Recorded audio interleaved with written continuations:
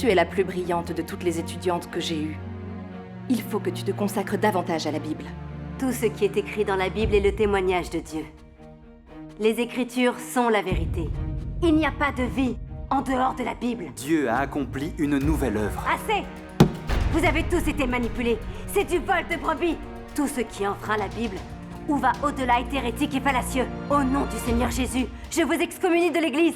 Je n'aurais jamais pensé que Sir Feng résisterait autant. Allez-vous-en! Nous ne pouvons pas déshonorer le nom du Seigneur. Ne perds pas ton sang-froid. Ayant la vérité, on n'a pas peur de débattre. J'ai étudié la théologie et lu la Bible pendant des années. Et il voudrait débattre avec moi? La Bible suffit pour notre foi en Dieu. Pour connaître l'œuvre de Dieu des derniers jours, nous devons étudier soigneusement chaque parole et chaque déclaration de Dieu. Le leur s'ajoute à la Bible, c'est résister à Dieu. Si vous persistez à la renier, nous n'aurons plus rien à nous dire. Voici l'épître de Jean, chapitre 8, verset 58. La sœur Feng vient de dire que la Bible a été écrite par plus de 40 auteurs et qu'elle ne contenait pas d'erreur. N'y a-t-il vraiment aucune erreur? Je lis la Bible depuis tant d'années.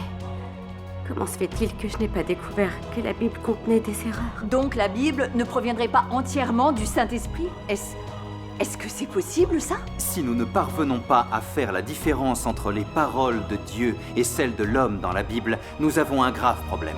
Oh Seigneur, ce qu'ils ont dit me paraît tout à fait raisonnable. Non. Quoi qu'il arrive, il faut que je réfute leurs propos aujourd'hui. Nous devrions tirer une leçon de la terrible erreur des pharisiens. Jusqu'à présent, nous avons mal interprété ce passage des Écritures. Si c'est le vrai chemin, on manquerait la rencontre avec le retour du Seigneur. On pourrait peut-être étudier ça de plus près. Aujourd'hui, sans la grâce de Dieu Tout-Puissant, s'il ne nous avait pas dévoilé tous les mystères de la Bible, nous n'aurions jamais compris. Sœur Feng, lisez la parole de Dieu Tout-Puissant. Merci.